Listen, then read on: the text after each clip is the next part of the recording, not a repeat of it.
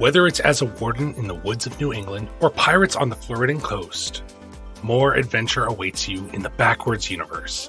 This week, join me, Zach Walsh, and Asa of Backwards Tabletop as we explore the two most recent books in this continually growing line, Backwoods and Backwater.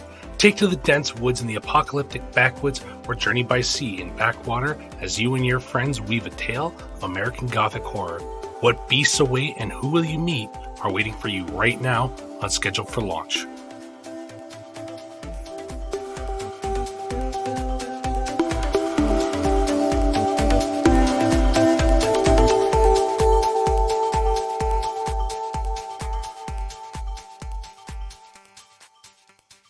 Welcome to Schedule for Launch, a podcast to discover the projects that you may have missed. This week, I'm really excited that I get to welcome back Asa of Backwards Games. Backwater Games. Holy crap, I knew I was going to do that too. It's like Backwards. You're right, the person. It's backwards. Oh no. Backwards Games. I'm so happy to have you back, Asa. I know we got a last minute scheduled this to make sure it happened because I think we were like, yeah, let's do this 2 days ago. Yeah. But this has been in the woodworks for months now. Since May, I think, is when I originally chatted about it. Because we were going to chat at the end, early June for a July release, and now we're late September doing this cover. Wow. Yeah. Asa, thank you so much for coming back on. Unfortunately, we can't have Alex with us as well, but the show must go on. Yeah. He's off having fun, in other words, fiercely writing actual plays and performing in actual plays. His October for horror stuff is so booked out. Yeah, I've heard. And we're going to talk about a little bit about Alex in just a second. But Alex, if you're listening, I hope you have fun playing horror games, and I will be watching some of them. But Asa, for the audience who haven't heard about you or the Backwards line of games, can you tell the audience a little bit about who you are? Yeah, so my name is Asa, and I'm one of two creators, along with Alex, for Backwards Tabletop. We have a series of games that are set in regional American settings in the style of American Gothic horror. We started off with our first game, which was Backwater, which is set in a post-apocalyptic deep south, primarily in New Orleans. And then our second book was Backroads, which moved over to a post-apocalyptic St. Louis, in the ruins of what was left of St. Louis at the very least. And now we're moving on to two more games. I think it's wild that you two decided that you're not just going to do one, you're going to do two. And I love it. I've loved looking at this stuff. But it also just shows how much love there is for the Backwards line of games, as well as the passion that you two have for it. Because from what I've seen, you're constantly just churning out stuff for it or talking about it. And it's amazing to see so much support for a small developed game.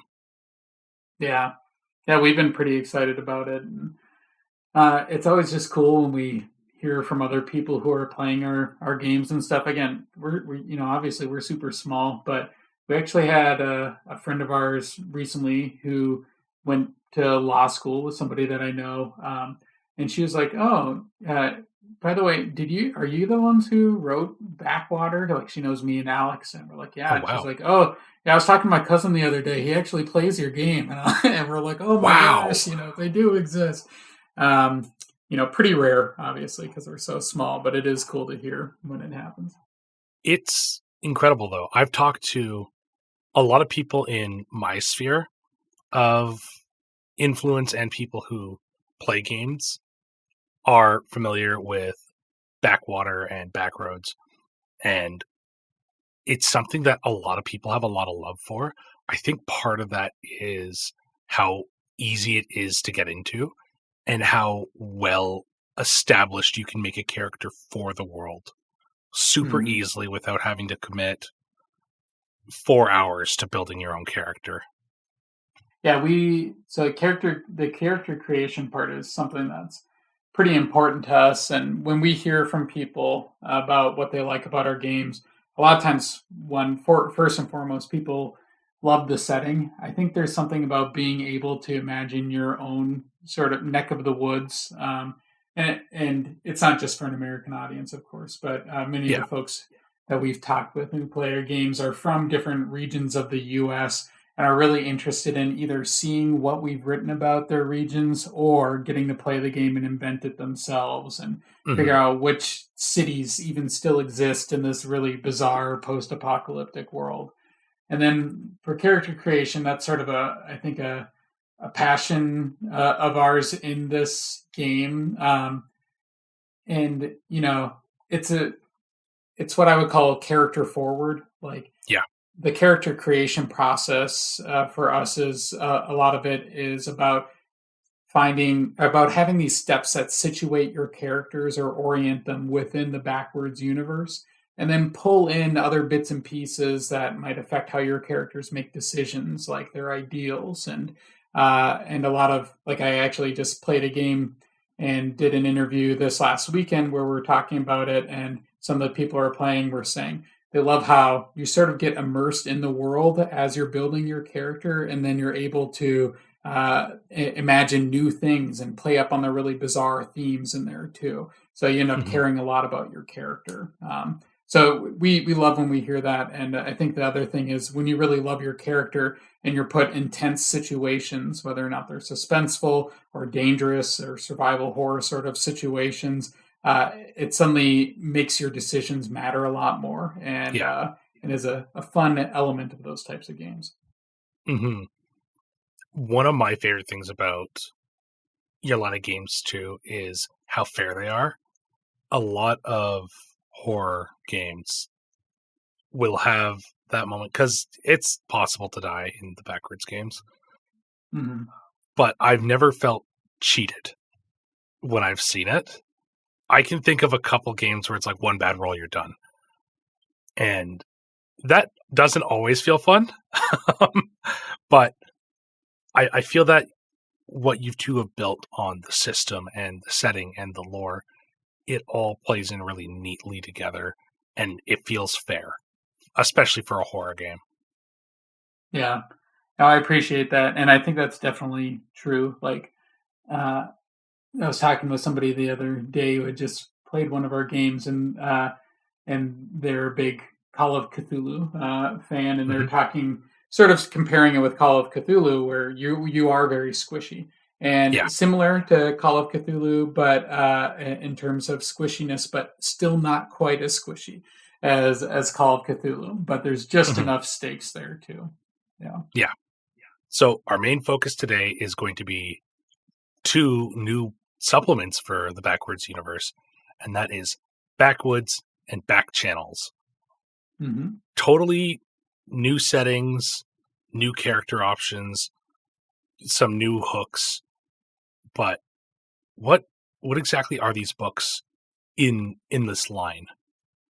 Yeah, so that's actually something that's really important here, because these are 2 standalone books, I want to emphasize. So if you're ever interested in picking these up, you can just pick up one of them. You could just pick up Back Channels if you wanted. You don't need anything else. Or you could just pick up Backwoods. As standalone books, they contain all of the rules that you would need for character creation and all that. And then they also have their own unique setting. And I'll also mention that Backwoods, Back Channels, Backwater, Backroads, all of our games, they have unique character archetypes and things too. But they are really setting focused. As we said, the first one started off in New Orleans, and the second one moved over to St. Louis. Back Channels and Backwoods takes us to 2 new regions of our post-apocalyptic U.S., the American lands. One of them is Backwoods, and that's in a post-apocalyptic New England primarily. And I know you know that, and we do include parts of Canada in there too. So if you want to see your own neck of the woods, Zach, you can finally do it. Fuck yeah. I'm excited. And I will also say, we like to incorporate local folklore and cryptids and stuff like that into our games. And the last time that we talked, you You put my boy actually in. mentioned, what was that? You put my boy in. Yeah, we put them in. You mentioned to us hide behinds, and we looked it up, and I loved it. And I kept thinking about doing something like it for Backroads and like some of these other or some adventures for these that I was writing. And but we did ultimately put the hide behind in there. But when we're thinking of backwoods, backwoods, it's supposed to be New England Gothic horror. So Mhm. there's lots of sort of colonial folklore types of things in there. There's witches and vampires. When you think about, these, the, the panic, the vampire Mhm. panics and witch panics and stuff in New England from that time period. Of course, there still deals with the devil, but there's also like featuring Puritanism, and these sort of puritanical religions that come out of the woodwork in the Yeah. post-apocalyptic New England. So we're pretty excited. That's one of our two new standalone books, some sense of the setting there. And then the other one is Back Channels, which the best way of describing it is a post-apocalyptic pirate game. It's set in Florida, Georgia, and Alabama, and characters can either play as these sea wardens, these people who patrol the coast, or they can play as the pirates themselves. And I think there's a lot of passion out there for these pirates. And Yep. there's a game running right now, which I was following up on, and they did a session 0, and I loved how they're like sort of thinking of these Mad Max pirate ships and stuff like that. I was just loving it. We're gonna get into the pirate stuff in a second, but I do want to start with Backwoods because I think I think the most fair way to approach these two is as separate entities. So Yep, that's correct. Yeah. So Backwoods is set in New England, which is one of the most traditional kind of locations for, well, American Gothic horror. Like, Mhm. there's a lot set in there. What finally drew you to coming to New England? Like, what was the drive? What was the deal there?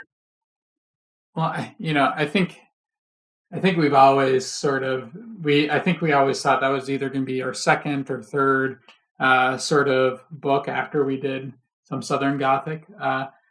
Alex and I started writing these games when around the time that we both moved away from the Midwest, and Hmm. he moved over to New England, and I moved down to the South, and I was in Southern Arkansas, and no coincidence, we started writing our Southern Gothic one first, Backwater, and then Backwoods was following right along with it.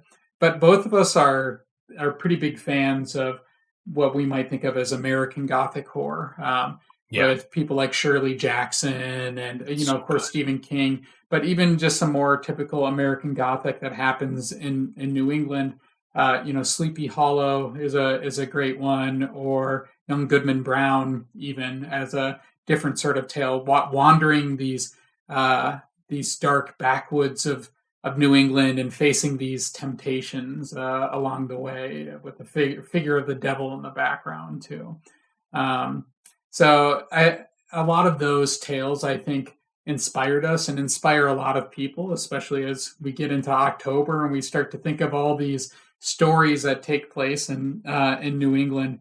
But I think it was pretty big on Alex's list, just living there at the time Yeah, and pulling out some of the themes that we end up talking about in this game, like these isolated communities within a expansive countryside, those sorts of things. I also think that those isolated communities really plays into one of yours and Alex's favorite thing to do with villains, and that is monsters are monsters, but people are monsters, and much worse. Yeah. And you're talking about deals with the devil and these like post-apocalyptic cults, and I can already see some of the formations that you probably also had and then expanded upon. Yeah, there's definitely some New England cults that you get to see along the way. Uh, yeah, you're sort of talking about like yeah, the isolated countryside, and then another big one for us is introducing. Well, we are like always the villains are almost always these sort of capitalist Yep. assholes in these games, but exploring some of the other themes around within New England, like these old textile mills or different types of mills. And one of our adventures that we've been writing for Backwoods features, some pro union stuff on our part too, but fighting the man basically. Hmm. So really excited to bring in some of those fun themes as well. I'm excited about it, and more so than just being able to see the hide behind in there, because I want to deal with that. But what I'm really excited for in Backwoods is these new character options, and we're going to talk about character options separately because they are so they work with the other ones, but they fit into their respective settings so well. So, what are some of the new character options in Backwoods? Yeah. And Backwoods, so each of our books will have four different character options in there. And I'll emphasize these character options. They sort of give you starting abilities and general ideas of the abilities that your characters can have, like a general track or guideline for them. But one of the important things about our game is multiple people can actually play the same character archetype and end up being very different. It's a Yeah. modular game, and there's tons of customization as part of our character creation part to really get people invested in their characters. Hmm. The four new character archetypes are the scholar, which is, you might think typical for New England. You might even think of all the scholars and things that were in Lovecraft's works and all the Call of Yeah. Cthulhu games as well. But scholars, people who get pulled into some of these investigations among the backwoods. We also have speech makers. And speech makers are those who have a lot of charisma. They're social organizers, and they're sort of often the face of the group. We also have the Sentinel, and Sentinels are sort of like monster hunters in the area, and you can also play them as like monster protectors if you like. There are options built in that sort of emphasize that too, but they often have animal companions like a scent hound that they might take with them. And then the final one is a scold, and this is our magical character in Backwoods. Each of our games has sort of one more magical archetype. But scolds are people who can infuse magic with their words, so they tend to be really persuasive. And we wanted to give the idea, like make people think, even with the name, that maybe these are characters like witches, a type of witch type character that you can play in Backwoods. But then in some of our design, we also try to emphasize they can be many different things. Like in our design, we sort of have a puritanical looking man who's reading from this cult in our game that worships the American founding fathers, the founders cult. So we have this puritanical looking founders priest for that archetype too. I absolutely adore the Founders Cult. I think it's really funny in general, mainly because I imagine them stumbling upon Disney. And Yeah, yeah. Actually, so in our and we, it's not official whether or not we include this yet, but Alex and I had originally written up well, this was Alex in particular, the Kingdom of the Rat, and and playing out some of you discover this peculiar the ruins of a city that seems to have worshipped this mouse, etc. I don't know if we'll end up including it, but that's one of the things we explored in back channels even. it's so funny. So we have a bit of an idea for Backwoods there. I would love to get into more pets and stuff, but I also do think that people love when they get to see what they can get their hands on themselves. And I know that you guys like allowing people to get themselves a weird little critter like scent hounds. So Yeah. so we'll hold off on that, but I might ask about the next one. Back channels.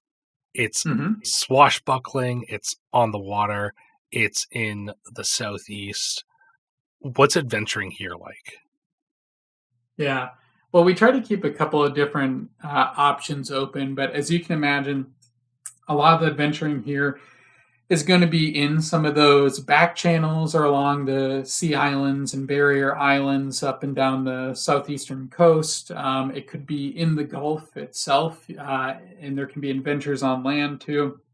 But there's like in many of our games. So whereas Backwoods is a lot has a little bit more political intrigue and tends to be in the settings of these towns. There can also be some exploration too. But Back Channels has a lot more options for exploration and Yeah. opens up some new options, especially for like traveling overland, or in this case, oversea.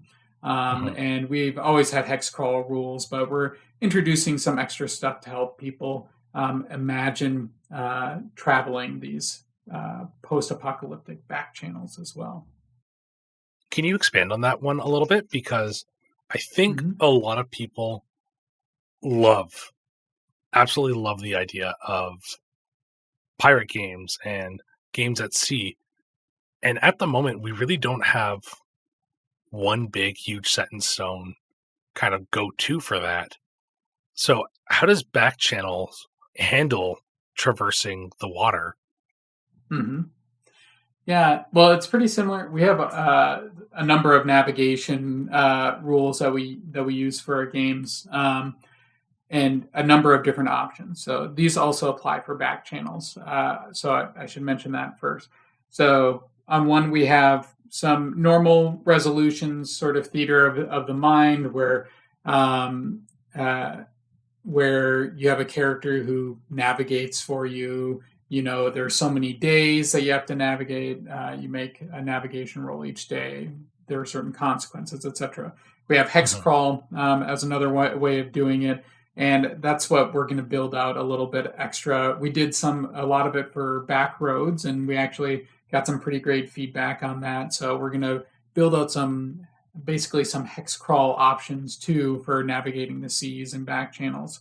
And then the final thing that we do, which we built up in back roads and will be in both back channels and backwoods too, are like travel montages basically, and it's a more narrative style of resolving travel. So there are a couple Mhm. of different options. I think we wanted to do hex crawl, bring hex crawl into our games. I think Alex really drove or was pushing for that with Backroads, and we liked how that turned out. But we always like to have a sort of a more tactical option, or at least not just tactical, even tactile option, where people can Yeah. have actual maps out and use those for simulating travel.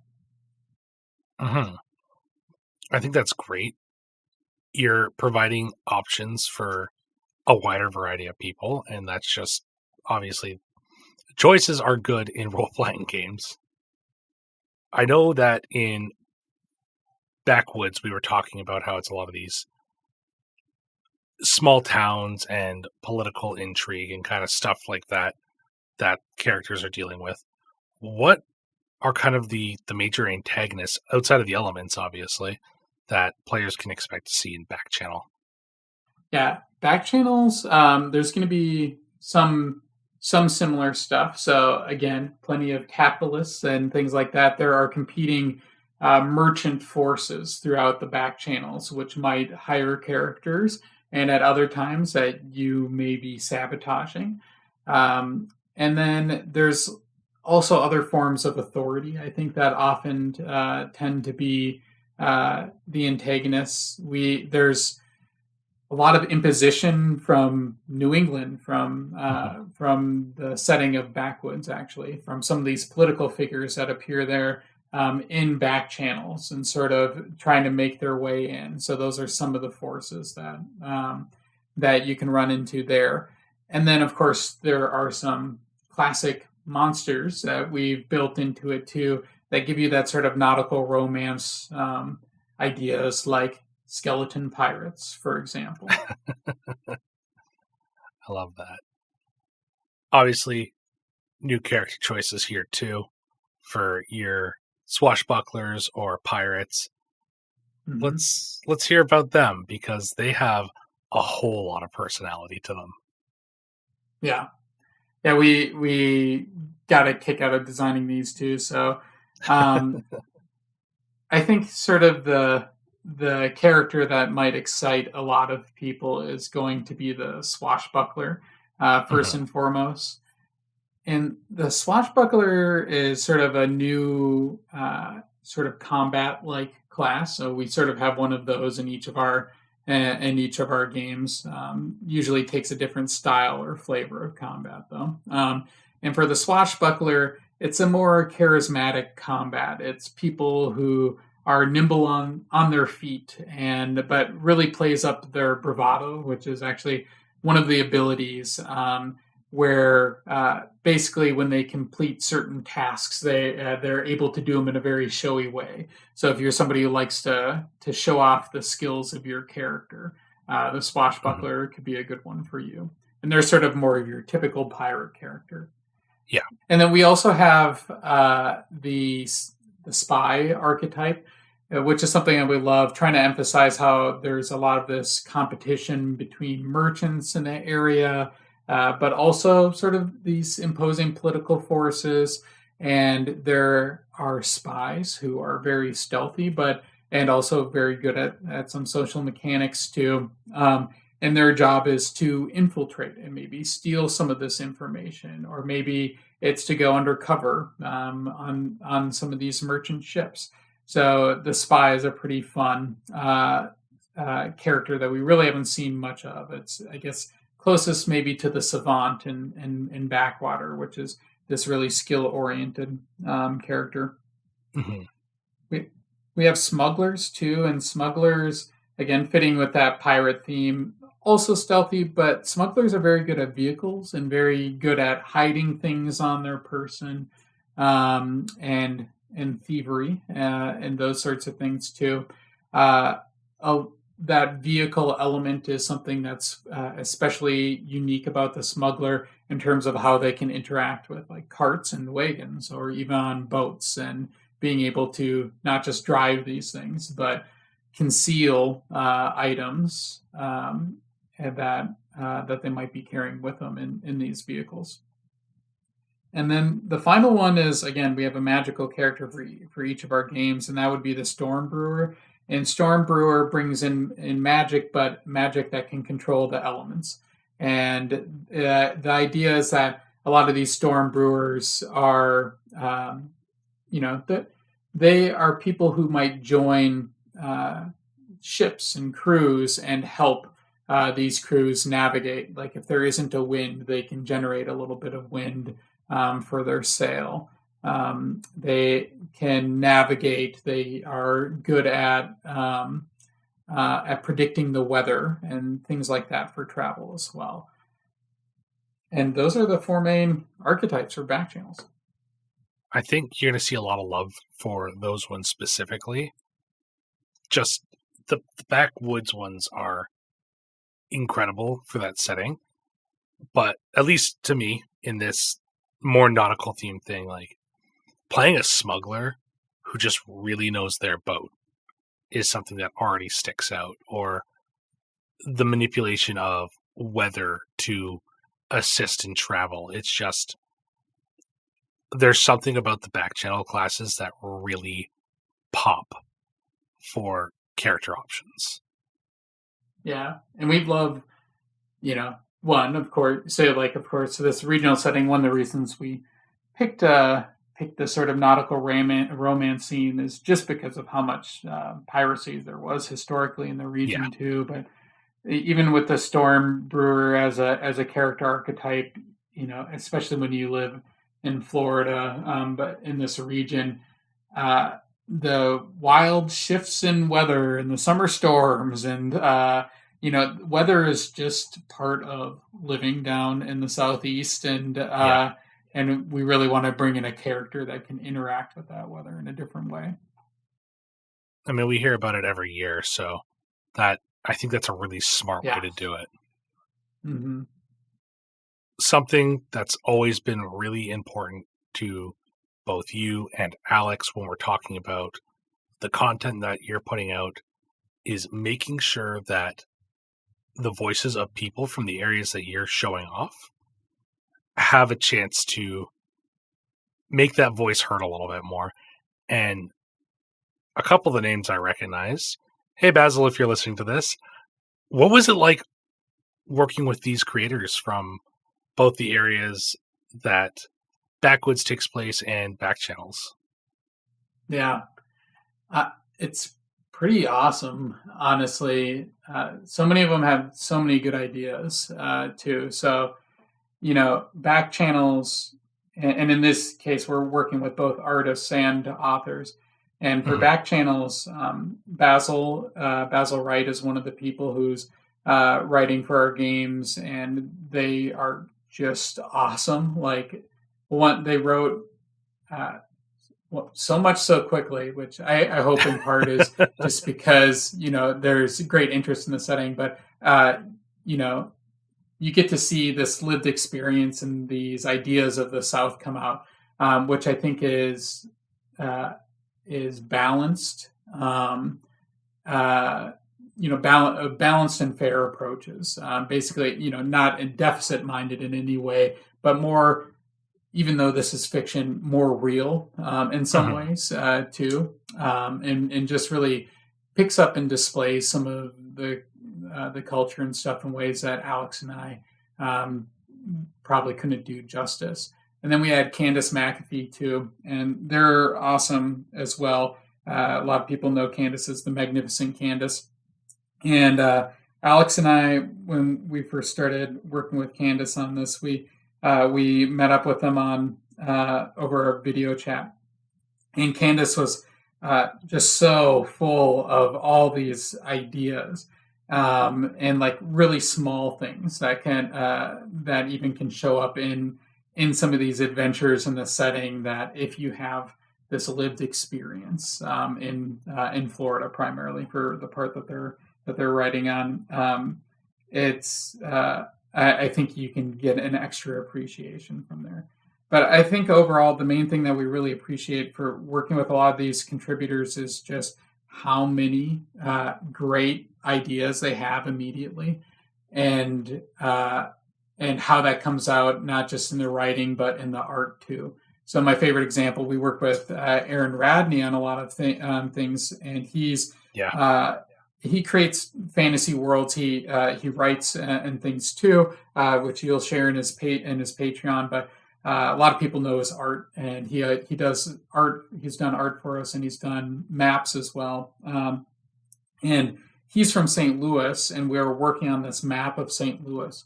And he had like these three awesome ideas, but one of my favorite things, which actually shifted the way that Alex and I even wrote about St. Louis, was he wanted to really talk about or play up the awful construction, which this is a seasonal thing in much of the Midwest, but in St. Louis, it just becomes this labyrinth of road construction. Think pothole Yep. season in particular, and how awful the infrastructure can be. And Aaron actually came up with this idea for the sort of labyrinthine part of the ruins of St. Louis that we ended up incorporating into our game, and shows up in his maps and stuff too. So just the awesome ideas from people with lived experience that I think really capture something that Alex and I couldn't capture ourselves, as much research as we would do for it even. I think part of what makes that so possible, though, is the clarity and the ease at which you and Alex have given people to imagine this world. Because a lot of the people who are playing this game have similar thoughts that you two do about, well, I mean, like, let's be honest, you're not going to play a game where capitalism's the bad guy if you're throwing some of the 1% everything you got. So you've created this thing that people can relate to. But then, like, I know that I've thought about it. I thought about doing a separate audio podcast, because, like, an audio drama, because Backwoods, or the Backwards games have such a vivid and and almost believable style to them. So I think that you've really given creators something incredible to work with, and a lot of people are willing to jump at the chance to create something that fits that world.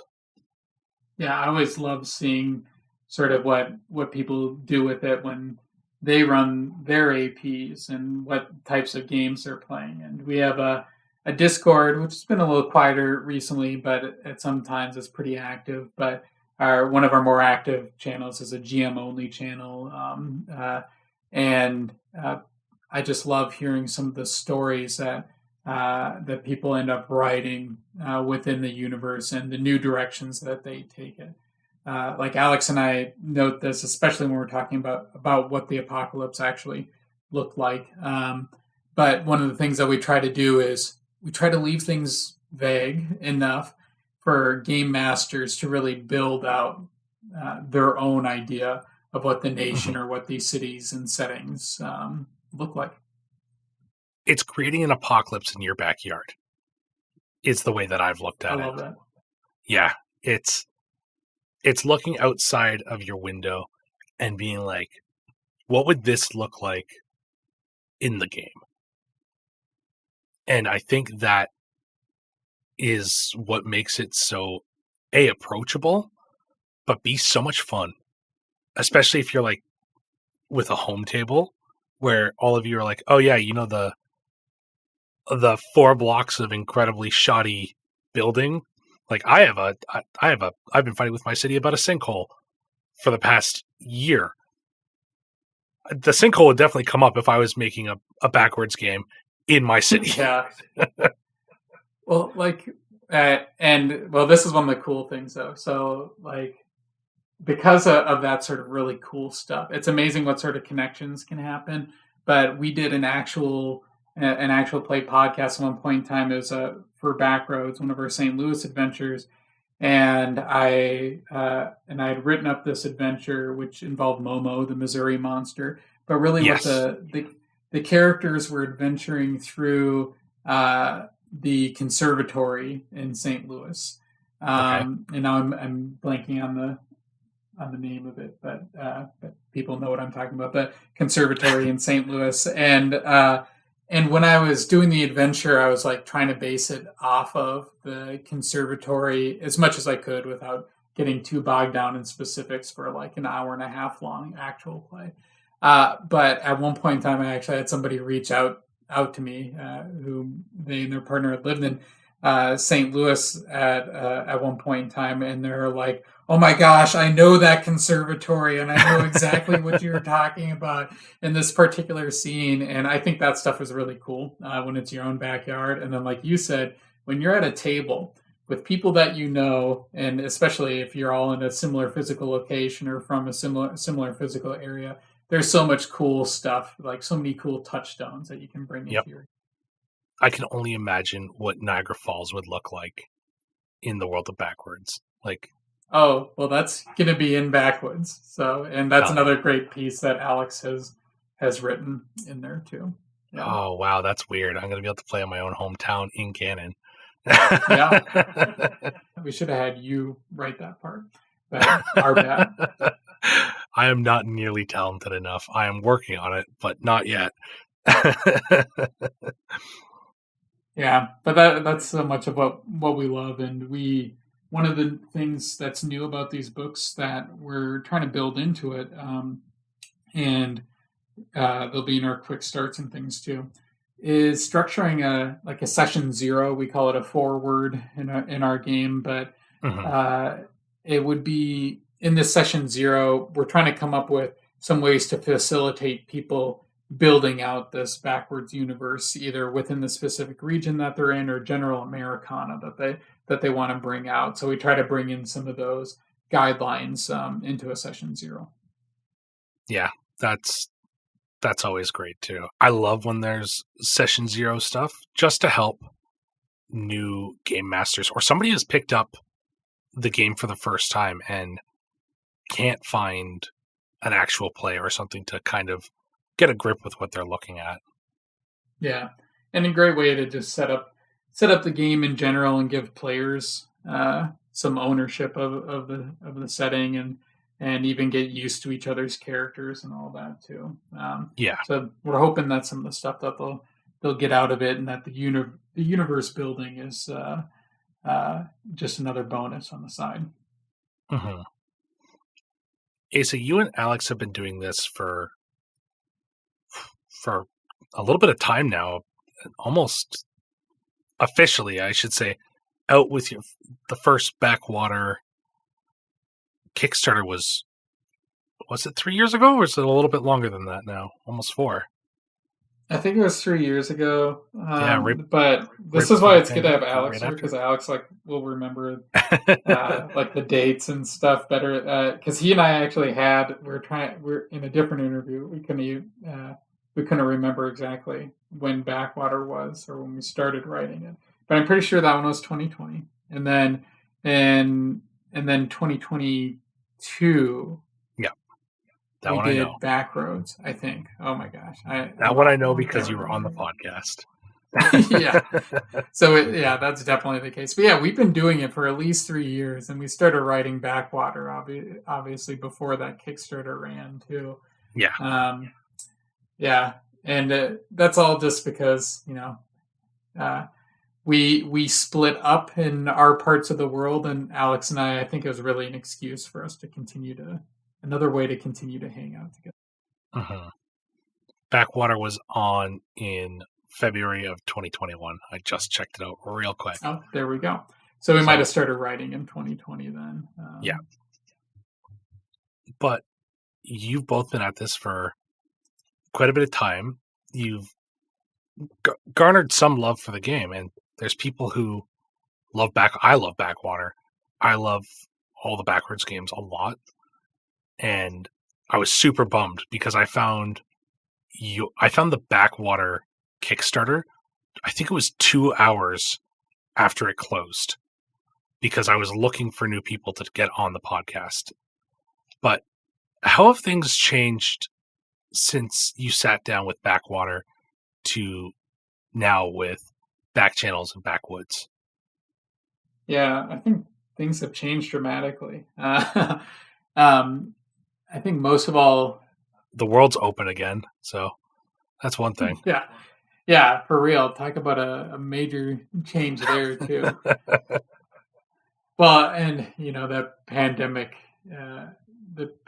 is something that definitely shows up in our game in many different ways, and some of the themes we explored in Backwater, but also in some of the descriptions we give of a possible way that the world ended too. Mm-hmm. But yes, so much has changed since then. I would say, especially about our knowledge and of running Kickstarters, but also creating these games and writing these games. And although I actually still look back at Backwater and I'm surprised that it turned out as good as it did in many ways. Like layout is something that we've been improving on over the years, but when I look back at Backwater, I'm like, this doesn't look too sloppy, and I'm pretty impressed with that. But a lot of that stuff we've been able to, as we've increased the amount that we're looking for in funding and increased some of our resources and connections, we've learned a lot about it over the years and have been able to pull together sort of a more advanced Kickstarter than we have previously. And this time around, a lot of times we do just the books. We try to keep it really simple. And this time around, though, we're bringing a few other things too, including some bookmarks, some miniatures, and then there should be, I think we'll be doing dice too. I know we're only 2 weeks away, but we are still finalizing that detail. So currently it looks like that will still happen, but there's a chance where dice do not make it into our campaign. So I think we've learned a lot about managing these Kickstarters, promoting them, and more than anything else, learned a lot of the basics that we were just picking up on in Backwater. Yeah, so what do you think it is about the Backwards games that keep people coming back? Yeah, I think it really depends. Yeah, it's a really tough question. I'm thinking about things that people have said to us either in our Discord or elsewhere. And I think there are sort of two groups of people in their dedication for the game. There are the people where the setting every single time, imagining new parts of this post-apocalyptic America, really keeps them coming back. And then I think there's often folks who it's really about the system. And a couple of times we've heard folks say to us, that the system has exactly what they're looking for in terms of customizing characters, and but also keeping it dangerous for their characters and or some sort of simplified options for resource management. Similar in terms of like the Alien TTRPG in terms of item slots and storage, if I Mhm. recall, or maybe I'm thinking of Worlds Beyond Number. But No, that's right. yeah, we have folks who so we on sort of both of those sides where some folks always come back for that for the setting, and I think then we have some other ones who are more system oriented. But for me, both of them are super important.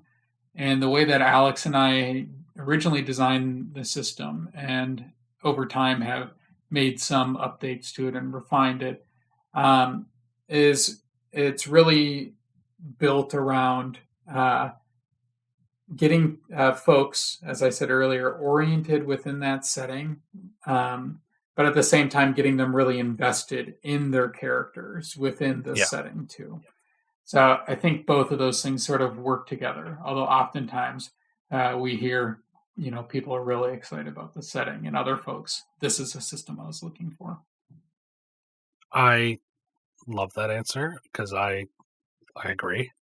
Um, it's I don't know. I think that the backwards universe is so much fun, and it doesn't feel quite as oppressive as other versions of the apocalypse. It's like scary, it's terrifying, but it doesn't feel like it's breathing down your neck all the time. Sometimes it feels like it's really breathing down your back, but often it doesn't feel like it's breathing down your neck. Yeah, I appreciate that description because I think that is sort of what we're going for. Because it is dark in some ways, as you're saying, and sort of depressing. It's very backwards. It's a backwards universe, but at the same time, there's a light aspect to the game, and I think the game sort of comes out of Alex and me being really sad with the world, and our way of dealing with it is like, well, let's make fun of the world, and in some ways, Yeah. it's like, how can this get even worse? And in other ways, it's just sort of it's even imagining new possibilities. Yeah. And um, yeah, I think that um, yeah, I think that that was a really apt description and something that we're hoping that people capture because even though it's this dark and depressing world, we really want people to have fun with it and to do something bizarre. Like in one of our Mhm. recent games, somebody was part of the Order of Dr. Pepper, this sort of a traveling healer going from town to town, trying to master the 23 flavors of elixirs, which we loved. But again, just having fun with that post apocalyptic setting, no matter how dark and bleak the future might look. It like satirizes real life sometimes, and I think that's the perfect way to go. Yeah. Lisa, we're running up on almost 50 minutes of recording now. So I have two more questions for you. And I'm not going to ask you to give me more advice on how to make your games better or anything like that. But I do have one question that's about you that I think is super important. And I think I've been missing it out in previous ones. But what aspect of creation for tabletop role playing games and specifically backwards universe games or design or the community keeps you here? What what do you get out of doing this? Yeah, that's a really great question too. And so I'll try to speak for both me and Alex. And in this in saying that I think for both of us, it's a lot of the connections that we've made either through playing these games with people or communicating with people who have played these games or collaborating with people, especially who is one of the big things that we've learned more about as time goes on in Yeah. terms of keeping these games going and building communities. And we've met a ton of awesome collaborators on all the projects that we've worked on, and we always learn a ton from them. But also, we try to just work with great people, and Yeah. and I think we really appreciate the people that we get to work with. And it's been cool to get to know you too, in that Oh, way, thanks. Zach. So over this time, so I think that Yeah. those are some of the things that keep us coming back. And then I think Alex and I are both creatives at heart, and we love creating things together because we like to get a conversation going where we're just imagining these bizarre things. And once we get started, sometimes we can't get stopped. We can't stop ourselves. So every time we're starting a new project, the both of us come up with so many ideas that we just uh, that we just enjoy doing it too much. I love it. No, it's great. I think that is so quintessential, especially in the tabletop role playing game space.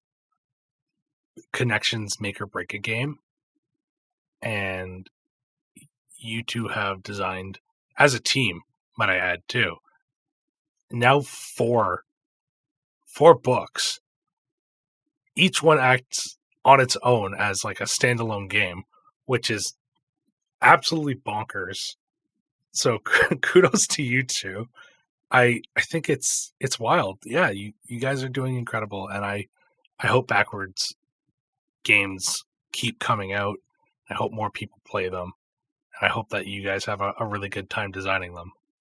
Yeah, thank you. We appreciate it, and we hope they keep coming out too. I know at the very least, Alex and I have an idea for at least one more project on the line. So, but that all depends on if this can get funded. So, if Yeah. you have a few spare dollars you want to throw our way, maybe grab a PDF at the very least. We'd be grateful.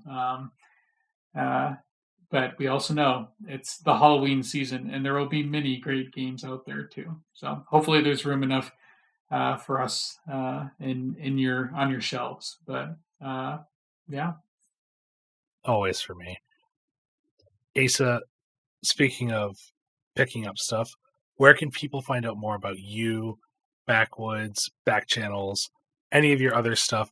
And I'll also make sure to drop Alex's stuff down below. yeah. So you can find me at Backwards TTRPG on Twitter or X or whatever you want to call it. I'm also at Backwards TTRPG on Blue Sky.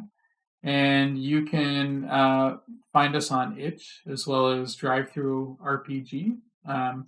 And we're probably on a few other things here and there too. Other social medias that we fled to as Twitter bailed out.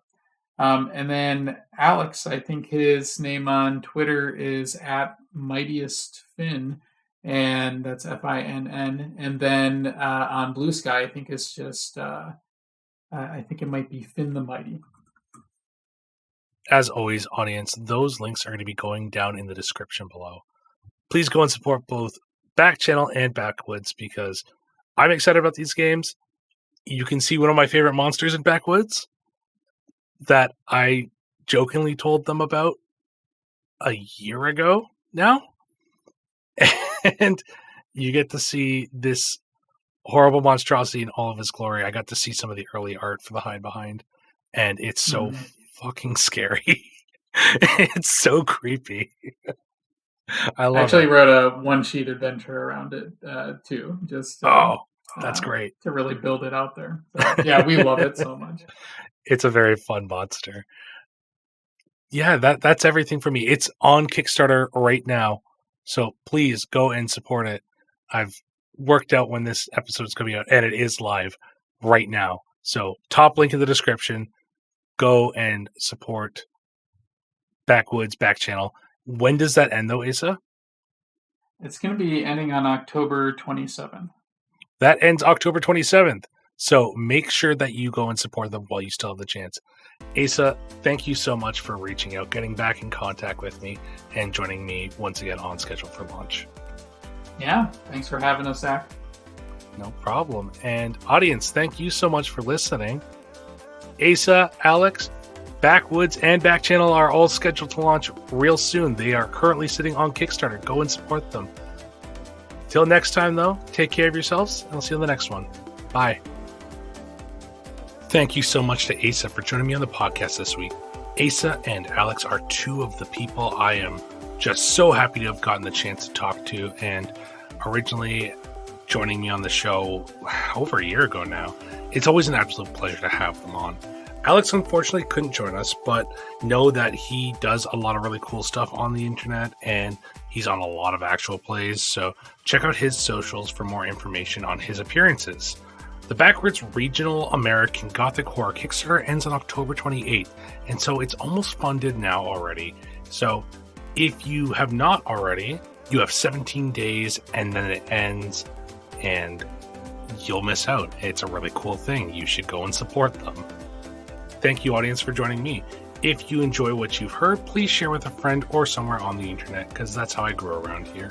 You can also join me this week on Wednesday, October 11th, 2023, on Tales from the Table Studios, Twitch at 8 p.m. for the premiere episode of One Night at Ollie's, with the Five Nights at Freddy's film coming out soon.